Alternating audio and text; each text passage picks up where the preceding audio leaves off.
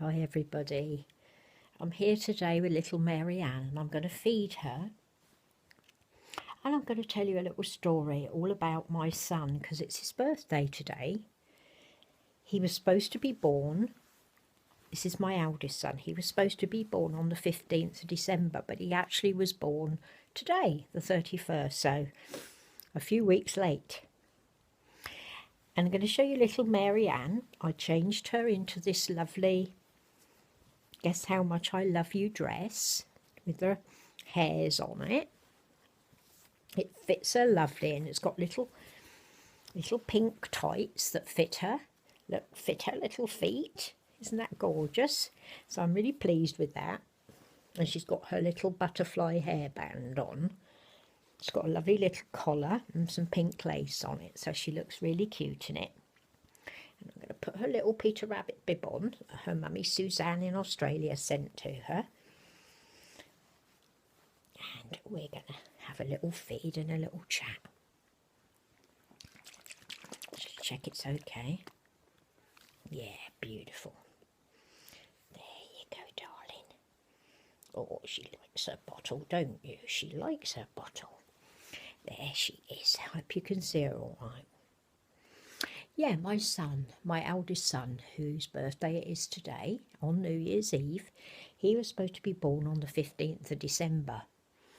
But he hung around and he always says it's because he knew if he'd come out, he'd only have milk, and he liked Christmas pudding and Christmas cake, which is quite funny. But yeah, I can believe it of him, bless him.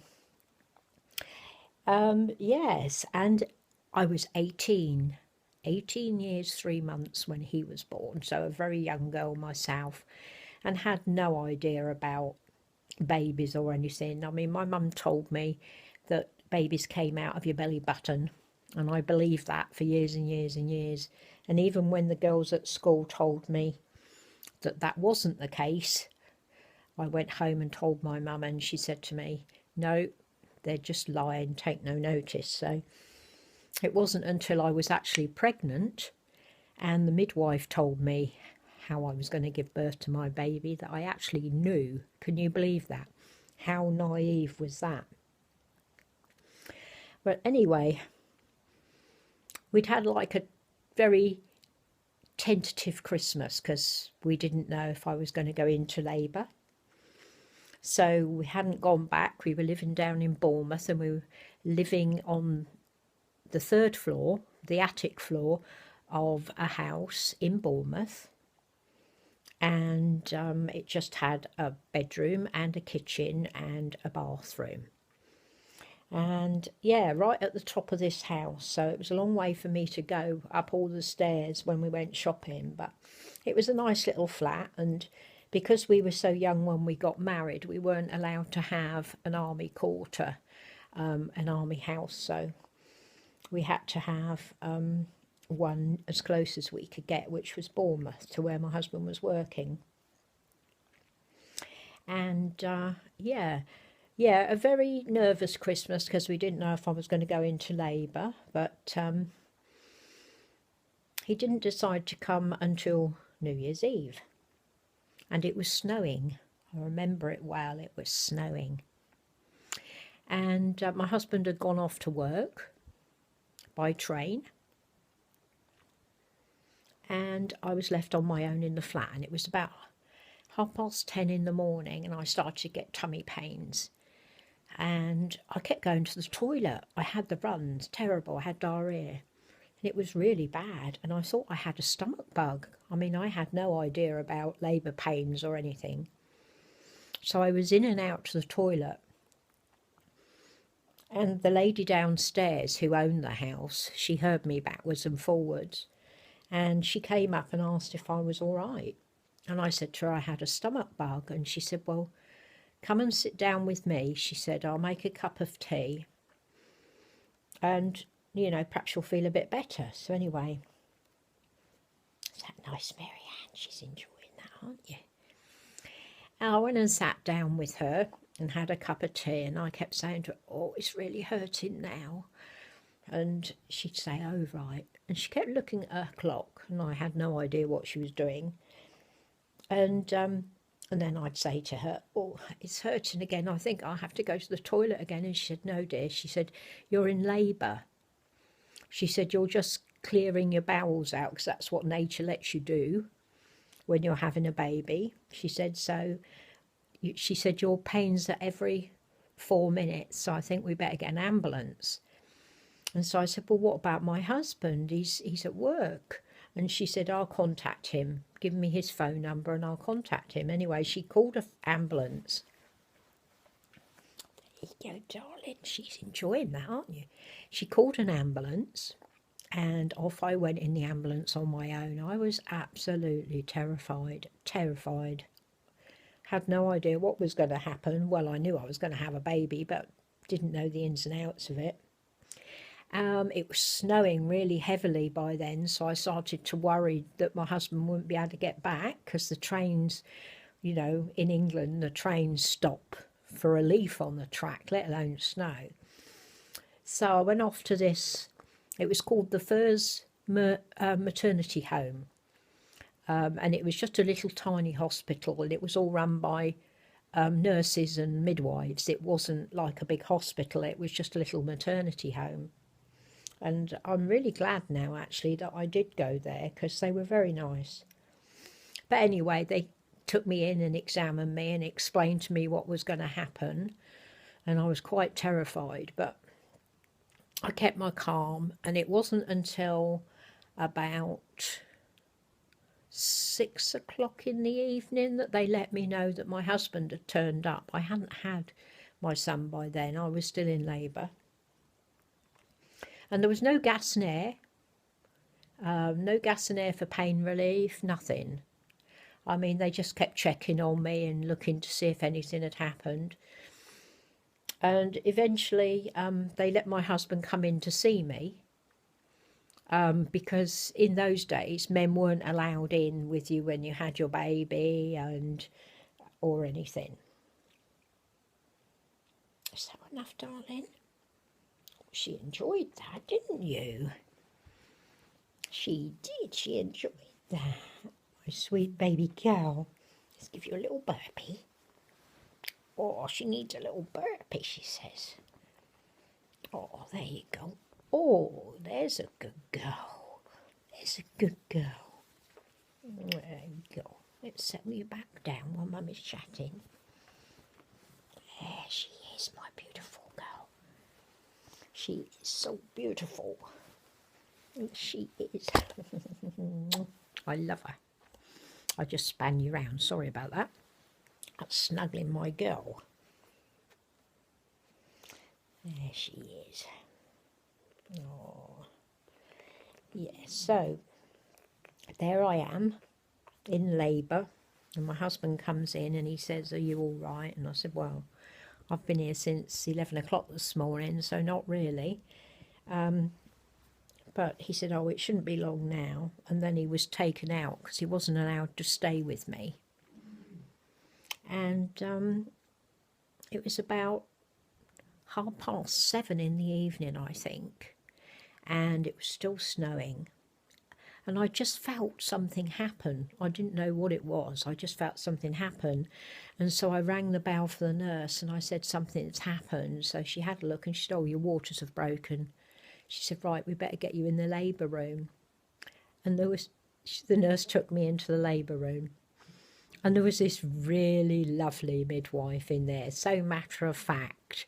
You know, if you've watched Call the Midwife, you'll understand exactly what I mean. Just so matter of fact, you know, just, right, dear, we're going to get this baby born now. Let me have a look. Oh, yes, his head's right down. And she said to me, what do you want, a boy or a girl? And I said to her, it's a boy. And she said, how do you know it's a boy? I said, I just know it's a boy. And I've already picked his name. She said, well, we better get him into the world then. And she said to me, I don't know, how old are you? I said, oh, I'm just over 18. She said, babies having babies nowadays. She said, I just don't understand it, you know. Anyway, she said to me, you know, right, we're going to do a couple of pushes and I think this little boy will be here. Anyway, we did. And he was born at 8:03 in the evening. And he was gorgeous. He was £9 8 ounces, so a very big boy.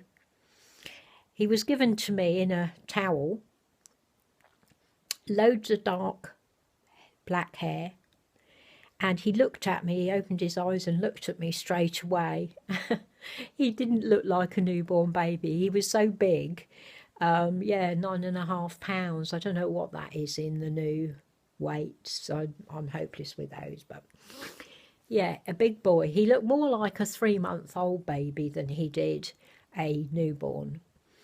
And she said, oh, she took him off me and she said, right, let's get him weighed, let's get everything else sorted out. And she did, and the afterbirth and everything, and she weighed him and told me how much he weighed and everything, and took him off and washed him, and then saw to me, and I was put back into the room I was in, the ward, and my husband came in to see him. And I'll never forget it, because they gave our son to my husband, and he was rubbing my son's feet, and I said to him, what's wrong? Why are you rubbing his feet? And he said, well, they're blue, he must be cold. But of course it wasn't that, it was because the blood hasn't circulated round yet. But yeah, I think that's really funny story, and I'm going to show you a picture. And this was my son a week after he was born. There he is. Isn't he gorgeous? Loads of black hair. Such a gorgeous boy, and he's still a gorgeous boy. He's 6'2" now, would you believe? He's a gorgeous boy. And look at him, he's all dressed in classic baby stuff. Matinee coat and a romper. Not a Sarah Louise, because I couldn't afford Sarah Louise then, but all the rompers were made with all the pretty embroidery at the top then. So yeah, there he is. There's my eldest son, a week old. And like I say, it's its birthday today. Not quite yet, because it's not until 3 minutes past 8 this evening. But yeah, I thought you'd enjoyed hearing that, and how different it was then to have a baby than it is now. I mean, I was in hospital for a week with him before I was allowed home. And it was very awkward, because we had to take him up to the